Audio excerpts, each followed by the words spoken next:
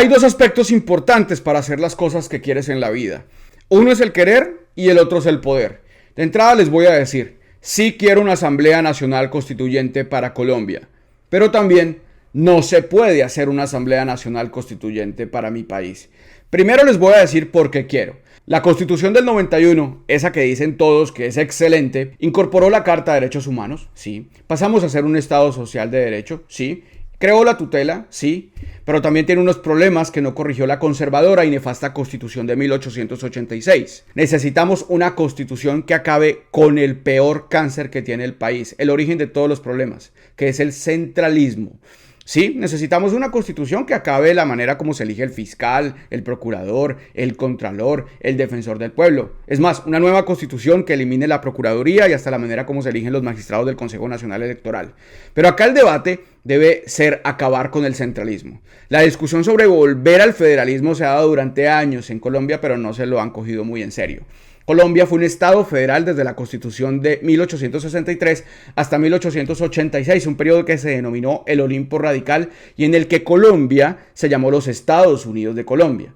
Esta Constitución Nacional impulsó el crecimiento comercial, permitiendo la liberalización de la economía e impedía un control de esta por parte del Estado. Los Estados Unidos de Colombia se hallaba dividido en 9 estados federados. ¿Cuáles eran? Antioquia, Bolívar, Boyacá, Cauca, Cundinamarca, Magdalena, Panamá, Santander y ese del cual nos hablaban nuestros abuelos, el Tolima Grande, y cada estado tenía su propia legislatura.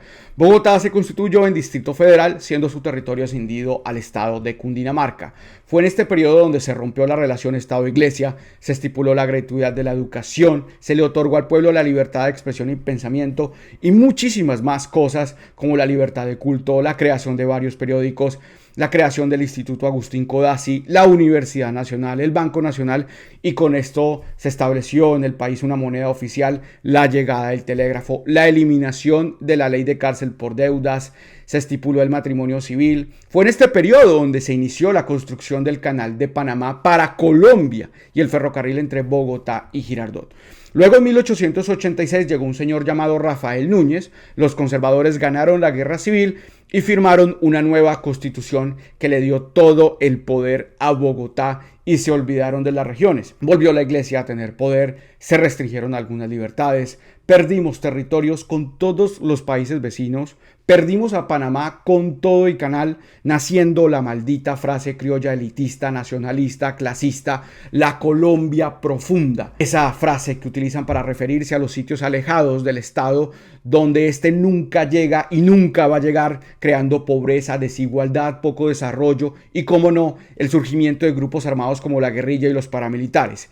Y cuando el Estado se da cuenta, deciden intervenir, pero no con salud ni con educación, sino hacer presencia con militares, con bala. Y así fue que nacieron las FARC, el ELN y demás. Todo por el centralismo. Pero, ¿por qué más Colombia debe ir hacia una Asamblea Nacional Constituyente? Porque necesitamos que los servicios sociales dejen de ser un negocio, como lo es la salud, que los senadores no trabajen en pro de los intereses de los empresarios, que la justicia sea fuerte para que no exista más impunidad, sobre todo de los poderosos expresidentes. Y sí, esto le va a caer a Gustavo Petro cuando sea expresidente. Así se tiene que borrar de tajo uno de los peores adefesios de la Constitución del 91, que es la Comisión de Acusaciones. Pero pregunten si se puede hacer una Asamblea Nacional Constituyente en estos momentos. La respuesta, como ya dije, es no. Y todos tienen que calmarse. El presidente Gustavo Petro no tiene votos para un proyecto de ley ordinario, mucho menos para una constituyente. La derecha también lo sabe, pero hace show para ganar adeptos, para alarmar a sus seguidores diciendo que Colombia va de camino hacia una dictadura. Para una Asamblea Nacional Constituyente se necesita de una ley aprobada por la mayoría absoluta de los miembros del Senado y Cámara. Un imposible en estos momentos. El Congreso dispondrá que el pueblo, mediante una votación popular, decida si convoca a la Asamblea Constituyente, y así se hará solo cuando al menos una tercera parte de los integrantes del censo electoral lo aprueben. En estos momentos, repito, no existe ambiente ni voluntad política de nadie. Previos a la Constituyente del 91, todos los sectores políticos, izquierda, derecha, guerrilla, empresarios, académicos, jóvenes que a través de la séptima papeleta la impulsaron, todos estaban de acuerdo que se tenía que acabar con el adefesio de Constitución de 1886, que en ese momento tenía más de 100 años. Además que el país estaba sumido en un periodo de violencia demencial y el enemigo común de todos era el cartel de Medellín. Alguien me escribía ayer: estúpido, el presidente puede hacerlo vía plebiscito. Señores, se reforma la Constitución mediante 3 vías. 1, por el Congreso a través de un proyecto de acto legislativo. 2, por una Asamblea Nacional Constituyente, la que acabé de hablar y de la que habló ayer Gustavo Petro. Él no habló de plebiscito. Cuando el Congreso, mediante ley, cita al pueblo y este con una mayoría equivalente a la tercera parte del censo electoral así lo aprueba.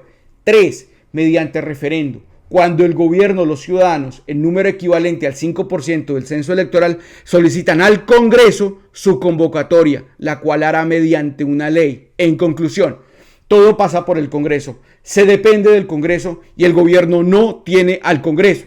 ¿Por qué? Porque usted que está viendo este video pensó que para cambiar el país había que votar por presidente. Y no. Para cambiar el país se necesita cambiar el Congreso, donde están los representantes del pueblo ante el poder legislativo, donde se crean las leyes, se aprueban reformas y se cambia esa Constitución. Qué pena con ustedes, pero en el 2022 el progresismo perdió el Congreso. Perdió porque las mayorías siguieron perteneciendo a los gamonales, empresarios y políticos tradicionales. Creyeron que porque el pacto histórico obtuvo 20 curules en Senado y 22 curules en Cámara, entonces ya, con eso ya tenían. No, señores. Se ganó un espacio más grande, eso sí, pero la mayoría no. Así que para cambiar la Constitución, aparte de los procedimientos jurídicos que acabé de mencionar, se necesita voluntad, ambiente político y sobre todo, ganar el Congreso. Ganemos el Congreso.